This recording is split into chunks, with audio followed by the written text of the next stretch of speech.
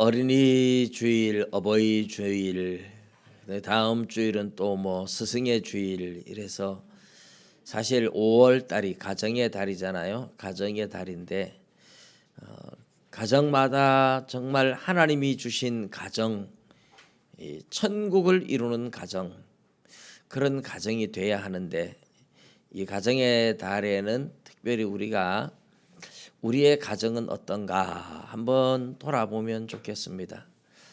예수님을 믿고 나서 가장 좋은 게 저는 그런 것 같아요. 가정이 행복하다는 거. 예수님을 모를 때 옛날에 어릴 때 살아오면서 저희 어머니가 지금까지 이렇게 살아 계셔서 예수 믿고 행복한 가정을 보고 계신 것이 너무 행복한 것 같아요. 어릴 때 하나님을 모를 때 참 가정에 행복이 잘 없었죠. 물론 뭐 어머니만 있으면 행복한데 어머니는 또 아버지가 없으면 불행하잖아요. 그런데 예수를 모르고 살 때는 참 가정이 그렇게 행복한 줄 몰랐어요. 힘들고 어렵고 고통당하고 뭐 이게 저 하나만의 얘기가 아니라 우리 어르신들의 얘기를 들어보면 거의 대부분 참 어렵게 살아왔다는 얘기들 많이 듣습니다. 그런데 예수 믿고 나서 제일 이제 행복한 게 가정에서 그런 다툼들이 사라지고 서로를 위할 줄 알고 사랑할 줄 안다는 것, 이것이 참 행복이라는 생각이 들어요. 예수를 믿기 전에는 일단 세상에 나가면 술을 많이 먹었어요. 술을. 저희 집안도 그놈의 술 때문에 죄송합니다만 하여튼 술 때문에 많이 힘들었었는데 예수를 믿고 나니까 술을 안 먹잖아요. 그게 이제 첫째는 가정의 싸움과 다툼이 사라지게 되는 제일 큰 것 같아요. 어버이 주일이 되니까 어제 사실 어머니를 모시고 나가서 식사를 한번 할까 이렇게 생각을 했었는데 금요일 날은 또 제 동생이 어머니 모시고 나가서 맛있는 걸 사드려서 갈까 생각을 하다가 어버이 주일에 식당들마다 너무 붐비겠다. 그래서 모시고 나가는 게 오히려 힘들겠다. 이래서 식당에 이제 음식을 준비를 시켜가지고 주문을 해가지고 시간 돼서 찾아가지고 이제 어머니 집에 가서 같이 식사를 하는데 그게 훨씬 더 좋은 것 같더라고요. 식당에 가니까 차를 댈 데도 없이 사람들이 막 얼마나 복잡한지 가서 먹으려 그러면 줄 서서 1시간은 기다려야 되겠더라고. 근데 어르신을 모시고 힘들게 어떻게 기다리게 하겠습니까? 그래서 주문을 해가지고 찾아가서 먹기를 참 잘했다. 그러면서 제가 이제 생각이 나는 게 그거예요. 그래도 우리나라 사람들은 아직까지 부모 공경이라는 이 효도하는 자녀들이 많다. 어쨌든 어버이날이 다 되니까 자녀들이 형식적이든 아니든 어쨌든 부모님을 생각하고 부모님을 모시고 식사하기 위해서 식당들마다 꽉꽉 차서 줄을 서서 기다린다는 것 자체가 그래도 자녀들이 부모님을 생각하고 부모님 식사 한 끼라도 대접하려고 하는 이런 모습들이 참 보기 좋다. 우리나라 사람들은 그래도 예의가 있고 부모를 공경할 줄 안다는 게 이게 하나님 앞에 또 복을 받는 비결이 아닌가 그런 생각이 들었어요. 옛날에 고려장 얘기가 있잖아요. 70이 되면 산에다가 무덤에 살아있는 부모를 지게에 지고 모셔다 놓고 먹을 것도 갖다 놓고 그래서 거기서 그거 먹고 이제 굶어서 죽도록 내버려 두는 게 고려장인데 이 고려장을 뭐 없앤 이야기가 손자하고 아버지하고 엄마를 모시고 오는데 아들이 지게를 지고 오니까 아버지가 야 지게를 버려야지 뭐하러 또 가져오냐 그러니까 아버지도 늙으면 이 지게 때 제가 모시고 와야 되잖아요. 그 말을 듣고 고려장을 없앴다. 이제 이 이야기들이 전부 다 새빨간 거짓말입니다. 우리나라 역사 어디에도 고려장 역사가 없어요. 이 고려장 이야기를 만들어낸 것이 일제강점기 시대에 일본 사람들이 만들어낸 이야기였습니다. 우리나라 백제 의자왕의 삼천궁녀 이야기도 그렇고 고려장 이야기도 그렇고 전부 다 일본 사람들이 우리나라 사람들은 미개하다, 우리나라는 좀 모자라다, 이런 식으로 우리 민족의 역사를 변질시켜서 우리 민족을 열등한 민족으로 만들기 위해서 꾸며낸, 일제강점기 시대에 만들어낸 꾸며낸 이야기들이었어요. 사실은 우리나라 사람들은 옛날부터 부모님을 참 공경하고 효도하고 그런 민족적인 전통이 있는 민족입니다. 그렇게 살아있는 부모를 갖다가 무덤에 산채로 생매장시키는 그런 불효한 민족이 아니었습니다.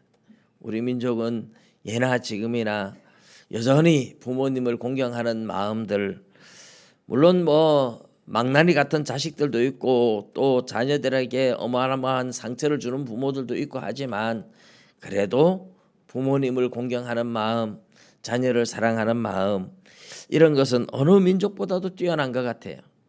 그래서 교육열, 이것도 세계에서 가장 자녀 교육에 대한 열정이 뜨거운 나라가 우리나라. 부모님을 공경하는 모습도 우리나라가 가장 뛰어난 것 같아요. 할렐루야. 우리 성경에서 부모를 공경하라 명령을 하고 있어요. 이것은 좋은 부모는 공경하고 나쁜 부모는 공경하지 말고 이런 게 아니에요. 그냥 하나님께서 명령하신 명령은 절대 명령입니다. 부모가 좋은 부모든 나쁜 부모든 자녀의 도리로서 공경을 해야 합니다. 또 자녀는 부모를 공경하고 부모는 자녀를 사랑하고, 이것은 하나님의 명령이기 때문에 상황과 조건에 따라서 공경해도 되고 안 해도 되고 이런 게 아니에요. 물론 주 안에서 공경한다는 것은 변함이 없지만, 그런데 내가 주 안에서 공경한다는 것이 부모님이 하나님을 안 믿으니까 주 안에서 공경하라는 말이 상관없어서 공경 안 해도 된다, 이런 말이 아니에요. 부모님이 하나님을 믿지 않더라도 내가 주님의 뜻을 따라 공경하는 것이 주 안에서 공경하는 거예요. 물론 부모님을 공경하되 부모님 말씀을 잘 듣되 부모님이 하나님을 못 믿게 만드는 이런 것들까지 따라가라는 얘기가 아니기 때문에 주 안에서 공경하라, 주님의 명령을 따라 공경하라, 이런 의미죠. 부모님이 신앙생활을 하든 안 하든 공경은 똑같이 해야 되는데, 신앙생활을 잘 할 수 있도록 그렇게 자녀가 효도하면서 부모님을 천국으로 인도하면 그것보다 더 큰 효도는 없을 겁니다. 할렐루야. 그래서 이제 오늘 우리는 부모 공경에 대해서 어떻게 하는 것이 진짜 공경하는 거냐, 그리고 부모를 공경하면 하나님이 어떤 복을 주시느냐, 늘 우리가 많이 알고 있는 내용이겠지만 오늘 본문을 통해서 다시 한번 생각을 해봅니다. 너를 낳은 아비에게 청종하고 내 늙은 어미를 경히 여기지 말지니라. 아버지의 말씀을 잘 듣고 부모, 어머니도 공경을 해야 됩니다. 특별히 24절에 보면 의인의 아비는 크게 즐거울 것이요, 자식이 의롭게 살면 의인의 아비는 크게 즐겁다. 지혜로운 자식을 낳은 자는 그로 말미암아 즐거울 것이다. 자, 의인, 지혜로운 자, 이런 자녀를 둔 부모는 즐겁다, 이렇게 말씀을 했죠. 그리고 25절에 보면 내 부모를 즐겁게 하며 너를 낳은 어미를 기쁘게 하라, 이랬어요. 자, 부모를 공경하는 것은 부모를 즐겁게 기쁘게 해드리는 것이 부모를 공경하는 방법인데, 그 부모가 언제 어떤 부모가 기쁘고 즐거울까? 그게 앞에 24절에 분명하게 이야기했죠. 의인의 아버지가 즐겁다. 지혜로운 자식을 낳은 자는 그로 말미암아 즐겁다. 그러니 부모를 즐겁게 하고 기쁘게 해드려야 된다고 말을 했는데, 부모가 언제 즐겁고 언제 기쁜가? 자식이 의롭게 살아야 된다는 거죠. 의롭게 살고 지혜로운 자식이 돼야 부모를 기쁘게 할 수 있고 부모를 즐겁게 할 수 있다. 이런 이야기죠. 부모를 즐겁게 하라고 말했습니다. 부모를 기쁘게 해드리라고 했어요. 그런데 의인의 아버지가 즐겁고 지혜로운 자를 낳은 자식, 그런 자식을 낳은 자는 그로 말미암아 즐겁게 된다. 그래서 자녀가 부모를 기쁘게 해드리는 방법은 의롭게 지혜롭게 사는 거다. 이런 이야기가 되는 것이죠. 자, 의롭게 지혜롭게. 근데 요즘 흔한 말로 부모를 기쁘게 하는 것, 돈만 많이 들이면 된다. 이런 식으로 이야기하는 사람들이 많죠. 물론 돈 주어서 싫다고 하는 사람은 아무도 없을 겁니다. 그러나 성경에서 말하는 것은 그것 이상이에요. 그것 이상. 돈을 많이 들인다. 그래서 이제 뭐 부모가 연세가 많은데 돈을 많이 들인다고 해서 그 뭐 쌓아놓고 가져갈 것도 아닌데, 이 부모님들도 문화생활을 즐길 수 있고 경제가 부족하지 않아서 좀 넉넉해서 용돈도 많이 드리고 하면 부모님도 하고 싶은 거 하고 즐기고 싶은 거 즐기고 그렇게 할 수 있으면 좋다는 뜻이지요. 얼마 전에 그 서울대하고 서울의 유명한 그 몇 개 대학의 대학생들을 앙케이트 조사를 했어요. 무명으로. 그 무명의 조사에 좀 충격적인 이야기가 있습니다. 부모님이 몇 세에 돌아가시면 좋겠느냐 이렇게 자식들한테 물었어요. 자녀들의 응답이 평균 뭐 왔다 갔다 하지만은 평균을 내니까 63세에 돌아가시면 좋겠다는 거예요. 그렇게 보면 이제 저도 몇 년 못 살고 죽어야 되는 겁니다. 왜 63세냐 이러니까 돈 많이 들어가기 전에 빨리 내 결혼하면 유산 다 물려주고 가라는 거예요. 이게 참 실제로 조사를 앙케이트 조사를 했는 건데 참 슬픈 현실이죠. 요즘 세대가 옛날 어른들을 공경하던 세대와 많이 생각하는 게 달라지고 있구나 그런 생각이 들죠. 옛날에는 어른들이 공경을 받을 수밖에 없는 여건 상황도 되었습니다. 대부분이 농경 사회인데 젊은 사람들이 아무리 똑똑하고 배워도 부모만 못했어요. 왜냐하면 한평생 농사 짓고 또 뭐 조상 제사 드리고 뭐 이런 것을 부모님들이 한평생 해왔기 때문에 환하게 알고 있어요. 근데 자식들은 초짜라서 농사 짓다가 뭐가 잘 안 된다 이러면 경험 많은 부모님한테 물어봐야 돼요. 고추 농사를 짓는데 병이 이런 병이 옵니다. 벼농사를 짓는데 이게 왜 말라갑니까? 이런 물으면 부모가 대답해 줄 수 있었어요. 그리고 뭐 산소를 쓰는데 어떻게 써야 됩니까? 제사를 드리는데 어떻게 음식은 놔야 됩니까? 이러면 부모님은 쫙 얘기를 해줘요. 그래서 늙어도 자녀들은 그 부모님한테 가서 물어서 답을 얻기 때문에 부모님들은 연세가 많아도 어른으로서 존경받던 시절이었어요. 농경사회에서 그랬죠. 지금은 어땠습니까? 지식이 너무 빨리 변하고 발달해요. 이제는 노인들이 자식은커녕 손주보다도 갓 돌진하고 얼마 안 된 손주보다도 더 못할 정도가 됐어요. 이 손주들은 휴대폰 톡톡 건드리면서 뭔가 찾아 들어가는데 어른들은 그걸 못해요. 눌러보면 될 겐데 글자도 알고 하는데도 못해요. 그러니 손주보다도 모른다고 핀잔 듣고 그것도 몰라 이러면서 핀잔 듣고, 그래서 어른들이 요즘은 지식을 따라가지 못해서, 젊은 세대의 지식을 도저히 따라가지 못해서 옛날처럼 존경받지 못하는 상황이, 그렇게 여건이 그렇게 변하는 시대가 되었어요. 그런데 성경은 그런 부모가 많은 지식을 가지고 있든지 가지지 못했든지, 배웠든지 배우지 못했든지, 돈이 많든지 적든지 그런 거하고 아무런 상관이 없이 부모를 공경하라, 절대적인 명령이에요. 믿습니까? 그래서 부모를 공경해야 되는데, 대부분 많은 사람들이 부모님께 효도하지 않다가 돌아가시고 나면, 돌아가시고 한 번씩 불현듯 생각나요. 그때 좀 더 잘해드릴 걸, 그때 좀 더 잘해드릴 걸. 그게 후회가 남는다니까요. 그래서 세상에 유행가도 불효자는 웁니다, 뭐 이런 노래가 많아요.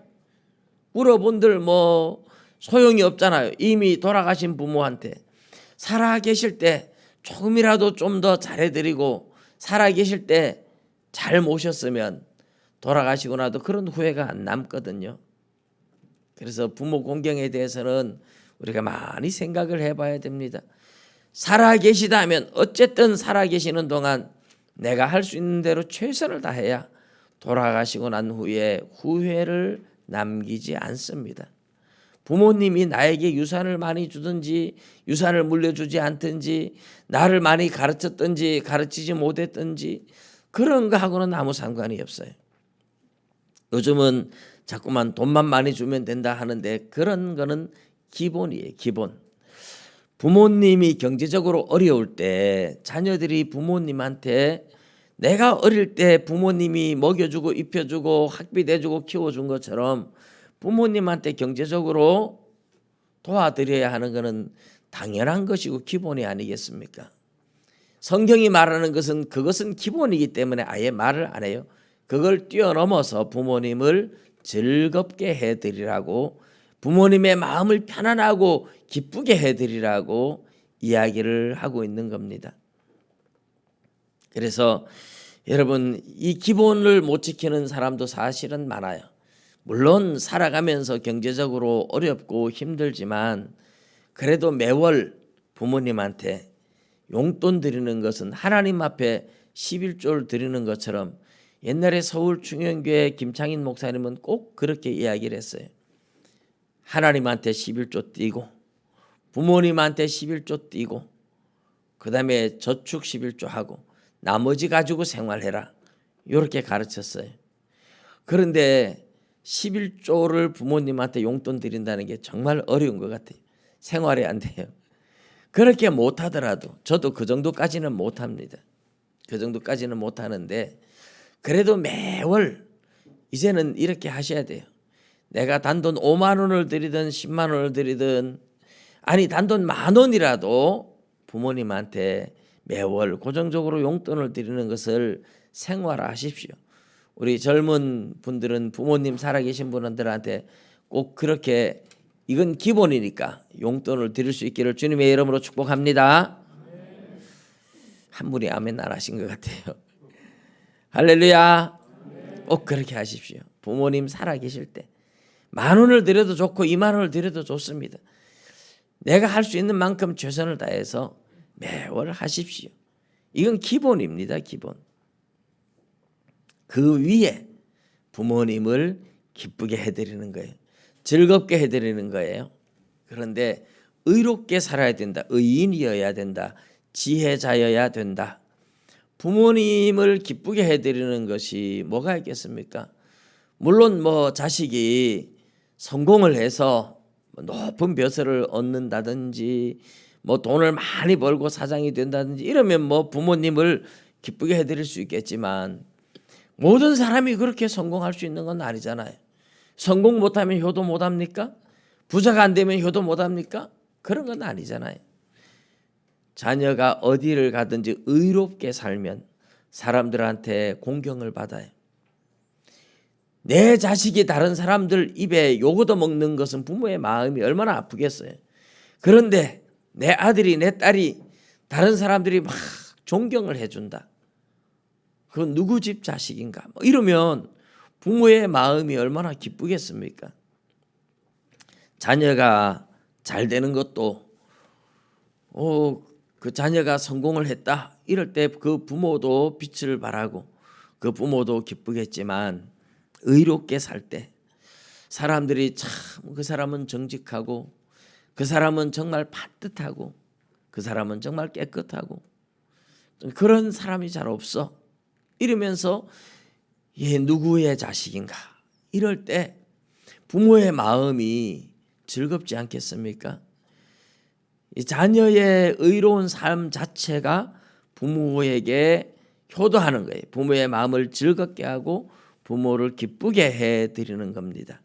지혜자라는 것 역시 하나님의 말씀을 따라 사는 것이 바로 지혜자의 삶이죠. 하나님의 말씀을 따라서 의롭고 정직하게 지혜롭게 살아가는 것. 그러면 부모의 마음은 기쁜 거예요. 내 자녀가 바르게 정직하게 의롭게 살아가고 있다. 지혜롭게 살아가고 있다. 그것 때문에 부모의 마음은 기쁘고 즐거운 것이죠.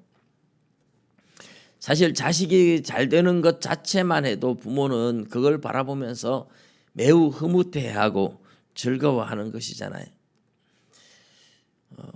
어쨌든 여러분도 가끔 가다가 부모님한테 그런 소리를 들을 수 있을 거예요. 네가 어릴 때 이럴 때 내가 기뻤다.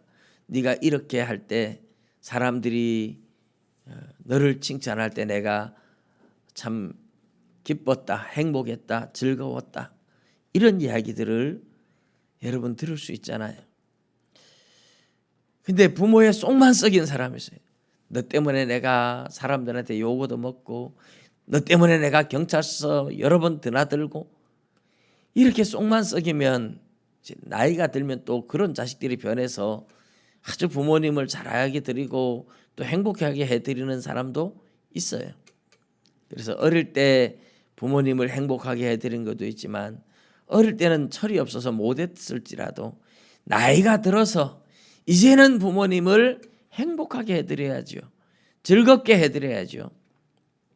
그게 성경에서 우리에게 명령하는 절대적인 명령이기 때문에, 물론 하나님이 우리의 마음의 양심에도 부모를 공경해야 된다 하는 양심을 주셨지만 그런 양심을 떠나서도 하나님의 절대적인 명령이기 때문에 공경을 하고 잘 해드리고 행복하게 해드리셔야 돼요. 내가 부모님을 행복하게 해드리지 못하고 공경하지 못하면서 다른 하나님의 일을 잘한다, 그런 건 다 거짓말입니다. 하나님은 그 자체를 안 받으세요. 과연 내 부모님은 나 때문에 지금 행복해 하실까? 부모님한테 물어보면 알아요. 나는 부모님한테 잘하고 있어. 난 부모님한테 정말 잘했어. 아무리 그렇게 남들한테 큰소리 쳐도 부모에게 가서 물어봐야 돼. 그 자식 때문에 행복한가? 물어봐야 돼. 저희 어머니한테 가서 물어보시면 제가 잘 못해도 어머니는 행복하다고 말씀을 하실 거예요. 저도 나름대로 최선을 다하지만 못하는 것도 많을 것 같은데 항상 어머니는 저한테 좋게 이야기해 주시기 때문에. 근데 저는 이제 우리 무지의 교회를 보면서 참 행복했던 게, 너무 기뻤던 게, 처음에 우리 장로님 가정들 보니까 이미 돌아가시고 안 계시지만은 그 어르신 장로님 계실 때 자녀들이 주일날 오후 되면 다 모여요. 그래가지고 어른을 공경하고 그 모습들이 참 행복해 보이고 너무 아름다웠어요. 또 뭐 우리 다른 장로님들도 다 같이 부모님을 이렇게 잘 모시는 그런 모습들을 보면서 목사인 제가 배우고, 저도 어머니한테 주일마다 가서 뵙고 그렇게 해야 되겠다, 그런 마음으로 더 이제 뭐 자주 찾아뵙게 되고, 이렇게 제가 했던 것이 성경에서도 배운 것이지만 사실은 어떻게 보면 저는 우리 장로님들 가정에 어른 공경하는 모습을 보면서 제가 배운 것도 있어요. 어른은 저렇게 모셔야 되는구나. 참 행복해 보이는 거예요. 물론 뭐 힘든 자녀들도 있겠지만은 어른을 중심으로 그렇게 모이고 하는 모습이 참 행복해 보였어요. 우리 예수 믿는 사람들은 다 저렇게 사는 것이 좋겠다, 그런 생각이 들고 그렇게 살아가려고 저도 애를 쓰고 있어요. 근데 하나님이 부모님을 공경하는 자녀들에게 복을 주겠다고 약속을 하거든요. 이게 중요한 거예요. 사실 부모님을 공경하지 못하고 다른 데 아무리 열심을 내도 사실은 하나님께서 그거 안 받으시죠. 부모님을 공경하는데 왜 나는 복을 못 받는가, 이렇게 생각할 수 있지만 알고 보면 진짜 부모님을 내가 제대로 공경하는가, 마음에서부터 우러나오는 공경을 하고 있는가, 부모님을 행복하게 해드리고 있는가 돌아보고 생각해 보셔야 됩니다. 옛날에 어떤 한 젊은이가 꿈을 가지고 있었어요. 나는 정말 바다를 정복하는 바다의 사나이가 되고 싶다. 넓은 바다를 보면 늘 그 꿈이 막 부풀어 올랐어요.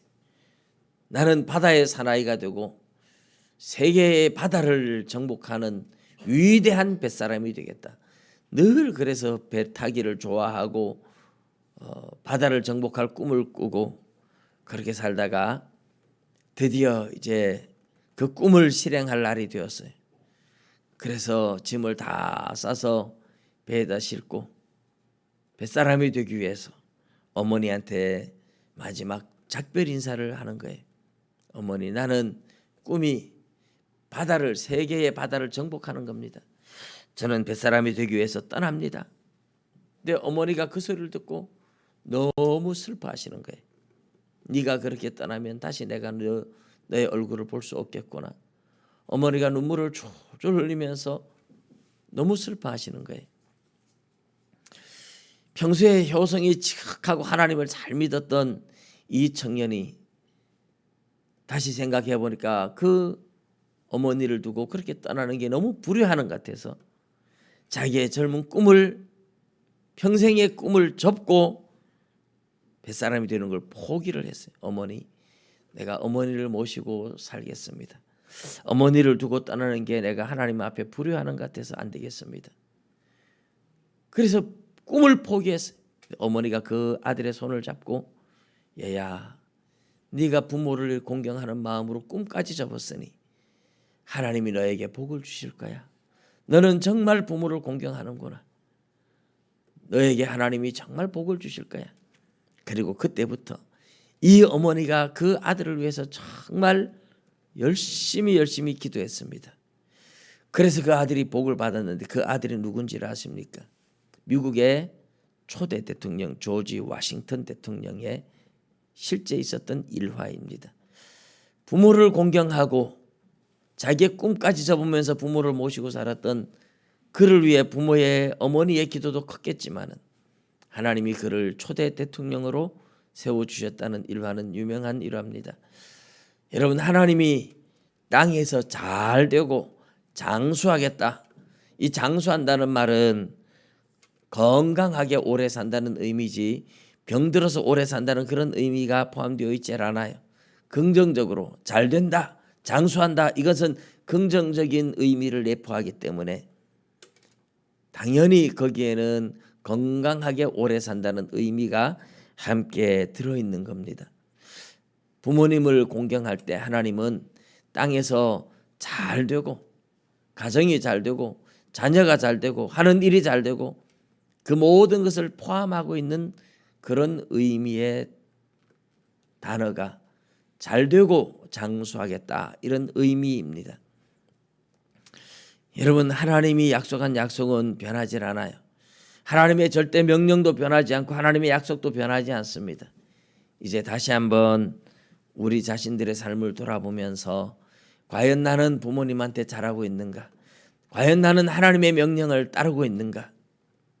이제 다시 뜻을 돌이켜서 진짜 오늘부터라도 내가 그동안 용돈 한번 못 드렸다면 이제부터라도 작든 많든 용돈을 드리고 내가 부모님의 마음을 기쁘게 한번 해드려야지. 부모님이 나에게 잘했든 못했든 그런 것들은 접어놓고 하나님의 명령이니까 여러분의 마음을 돌이키는 순간 하나님도 여러분을 향해서 새로운 마음으로 바라보실 줄로 믿습니다. 여러분의 삶이 잘되고 장수하게 되는 복을 누리게 될 줄로 믿습니다. 기도드리겠습니다.